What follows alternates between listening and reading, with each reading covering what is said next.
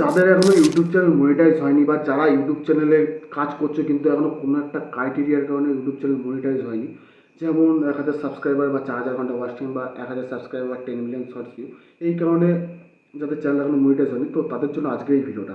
এই monetization criteria নিয়ে কিন্তু ইউটিউব একটা বড়সড় আপডেট নিয়ে চলে এসেছে। তো কী আপডেট এনেছে না আপডেট এনেছে সেটা নিয়ে আজকের এই ভিডিওটা। তো বেশি না বকে চলো এই ভিডিওটা স্টার্ট করা যাক। ইউটিউবের তরফ থেকে যে বড়সড় মনিটাইজেশন আপডেট এনেছে সেটা কি, তো চলো সেটা বলা যাক।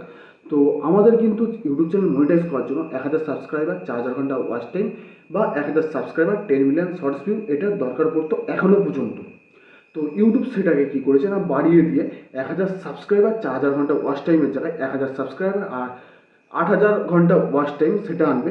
আর 1000 সাবস্ক্রাইবার এবং 10 মিলিয়ন শর্টস ভিউর জায়গায় 1000 subscriber and 20 million shorts view এটা কিন্তু আনার চেষ্টা করছে। হ্যাঁ, এবার বলে রাখি এটা কবে থেকে আসবে। এখন এই মুহূর্তে দাঁড়িয়ে এই মনিটাইজেশনের যে পলিসিটা সেটা আপডেট হচ্ছে না, এটা আপডেট হবে 1 ফেব্রুয়ারি 2027 থেকে।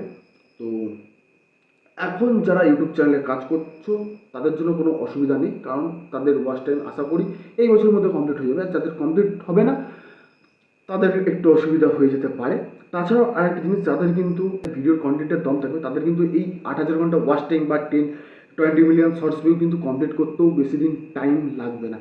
তো গাইস আজকের জন্য এইটুকুনি। ভিডিওটা ভালো লাগলে লাইক করে দেবে, আর চ্যানেল নতুন হয়ে থাকলে সাবস্ক্রাইব করে নেবে, কারণ কি এই চ্যানেলে কিন্তু এবার থেকে কন্টিনিউয়াস এই ধরনের ভিডিও আসতেই থাকবে।